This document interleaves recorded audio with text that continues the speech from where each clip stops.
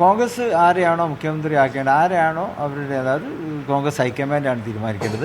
High command ആര് തീരുമാനിച്ചാലും മുസ്ലിം league അവരോടൊപ്പം. ലീഗിന്റെ ഒരു ഉപമുഖ്യമന്ത്രി ഉണ്ടാവുമെന്നാണ് സ്വാഭാവികമായി അതിനോട് ചേർന്നുള്ള അടുത്ത ചോദ്യം. ഒരിക്കലും ലീഗ് അങ്ങനെ ആവശ്യപ്പെട്ടിട്ടില്ല, ആവശ്യപ്പെടുകയില്ല.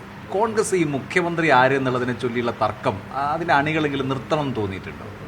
ഇപ്പോൾ നമ്മളിപ്പോൾ ഈ ഇലക്ഷൻ തുടങ്ങുന്നതിന് മുമ്പൊക്കെ നിങ്ങൾ എല്ലാവരും പറഞ്ഞു, മാധ്യമങ്ങൾക്ക് പ്രത്യേകിച്ച് പറഞ്ഞൊരു നേതാവ് വേണം. കാരണം ഇടതുപക്ഷത്തിന് മുന്നിൽ വെക്കാനൊരു നേതാവുണ്ട്, UDF അതില്ല, അതൊരു വലിയ വീഴ്ചയാണെന്നൊക്കെ നിങ്ങൾ ചൂണ്ടിക്കാണിച്ചുകൊണ്ടിരുന്നു. പക്ഷേ ഇപ്പോൾ അവർ കൂട്ടായ നേതൃത്വമാണ്, ഒരാളെ മുന്നിൽ വെക്കുന്നില്ലല്ലോ. ഇല്ല.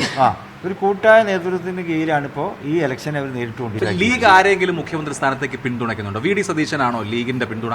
ഇല്ല.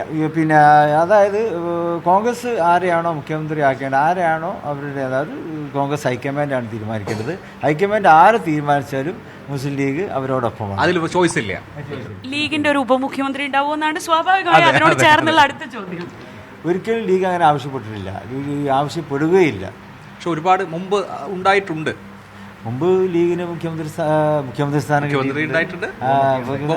സാഹചര്യങ്ങൾക്കനുസരിച്ചാണ്. അങ്ങനെ എന്തായാലും ഉപമുഖ്യമന്ത്രി സ്ഥാനം ആവശ്യപ്പെടില്ല. ഇല്ല, ആവശ്യപ്പെട്ടിട്ടൊന്നും ഞങ്ങളൊന്നും നേടില്ല.